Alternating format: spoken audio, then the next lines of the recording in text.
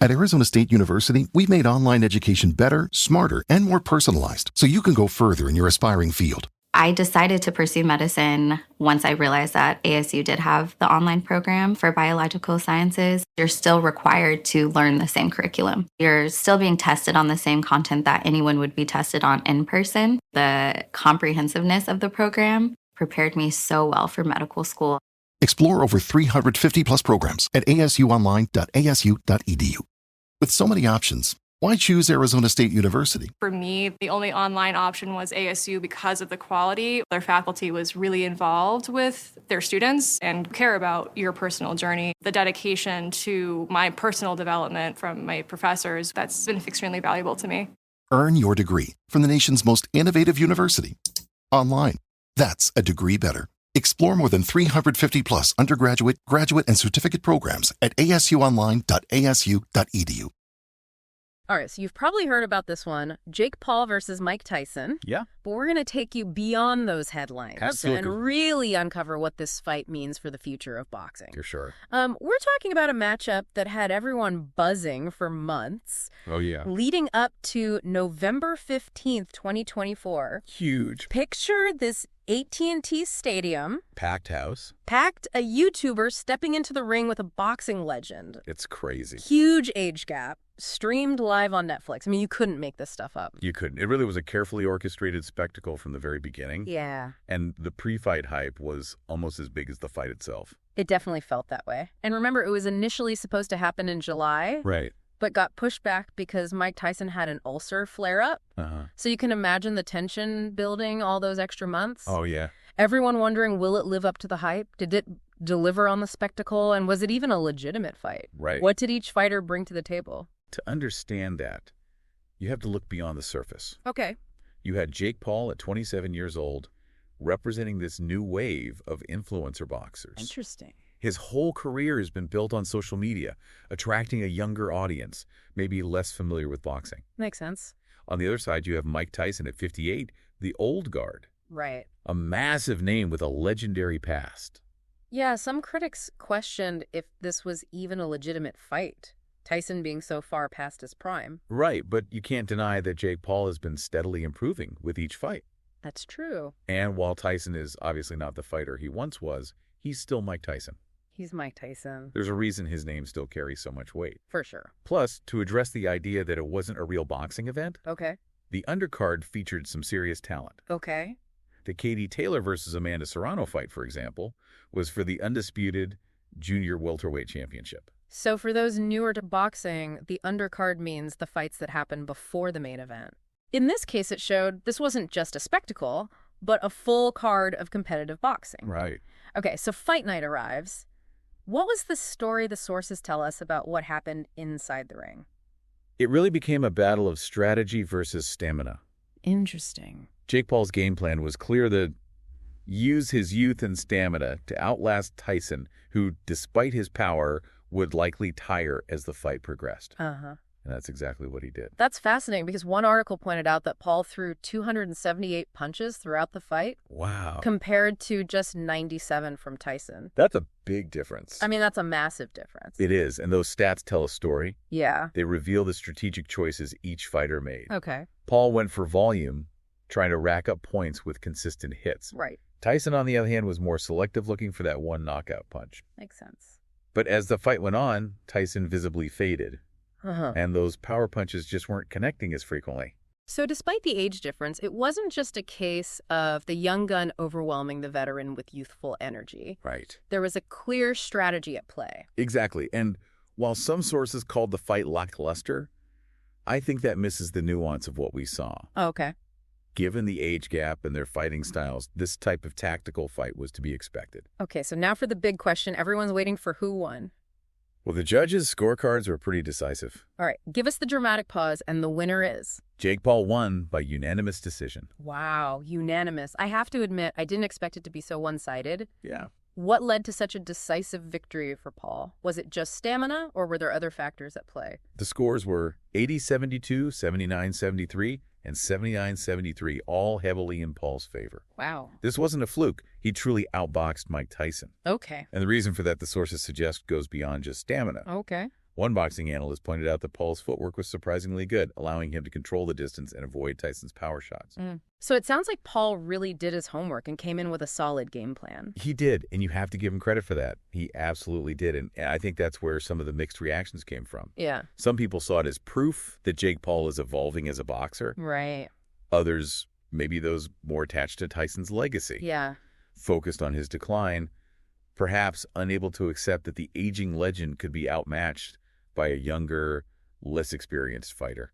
Yeah, that makes sense. I can imagine it being tough for some fans to watch their hero lose. For sure. Especially to someone like Jake Paul, who came from outside the traditional boxing world. Exactly, and let's not forget the sheer spectacle of it all. Oh, yeah. The influencer hype, the Netflix streaming, the massive audience. Yeah. It all added to the complex mix of reactions. Speaking of reactions, one thing that jumped out at me from the sources was the talk about this fight being a potential turning point for boxing. Yeah. Some argue it was a farce that cheapens the sport, Right. while others see it as a sign of progress, bringing in a new generation of fans. What's your take on that? That's the million-dollar question, isn't it? It feels like it. And I think it's a question you need to consider as well. Okay. Does this fight, with all its hype and non-traditional elements, enhance boxing's appeal or detract from it? Does it open doors for new talent and expand the audience, or does it compromise the sport's integrity? It's interesting because on one hand, you have this massive viewership on Netflix. Right. A platform known for its accessibility and global reach. For sure. 60 million households tuned in. That's huge. That's massive. And it's not just the numbers, it's how those viewers experience the fight. Right. Streaming offers a level of convenience that traditional pay-per-view just can't match. You got that right. People could watch on their phones, laptops, smart TVs, wherever they wanted. Exactly. That's a key point. Yeah. It changes the whole game in terms of who's watching and how they're engaging with the sport. Yeah. And for a sport that's been struggling to maintain its relevance in a changing media landscape, that kind of exposure is invaluable. But on the flip side, does this type of event, with all the influencer hype and spectacle, overshadow the actual sport? Right.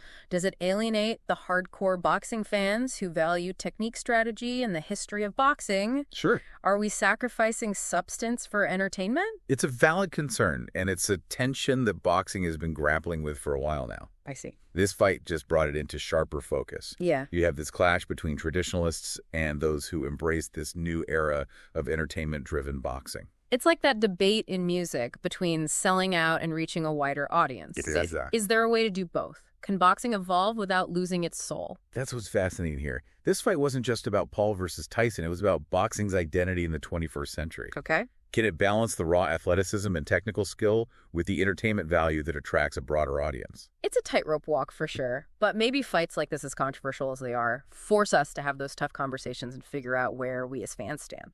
Exactly. It's about finding that balance, honoring the past while embracing the future. Right. And maybe, just maybe, fights like this can help us do both. Yeah. It's a tricky situation for sure. And thinking about it, it's not just boxing that's changing. Right. The way we consume sports in general is evolving rapidly. Absolutely. Streaming is becoming the dominant force. For sure. And that has huge implications for all sports, not just boxing. Absolutely. It's a complete paradigm shift. Yeah. Traditional broadcasters are scrambling to keep up, and platforms like Netflix are seeing the potential to disrupt the entire sports industry.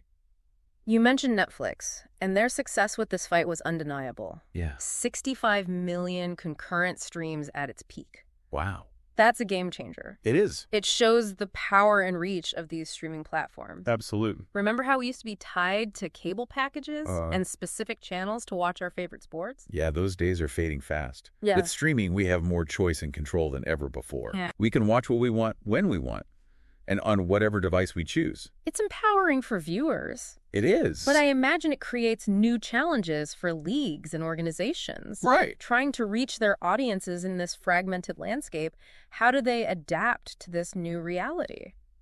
It's a delicate balancing act. Yeah. They need to maintain their existing fan base Right. while also appealing to new viewers who might be discovering the sport through streaming. Right. And let's be honest, it's not just about convenience for viewers. Okay. For streaming platforms, it's about the money. They see live sports as a way to attract and retain subscribers. That makes sense. Live sports are still one of the few things that can reliably draw a massive audience at the same time. For sure. And in the streaming world where competition for subscribers is fierce, That kind of event is pure gold. You hit the nail on the head. Right. It's all about capturing eyeballs and keeping people glued to their screens. Right. And sports with their unpredictable drama and communal viewing experience are a perfect fit for the streaming model. So where do we go from here? What does the future hold for sports broadcasting as streaming continues to rise?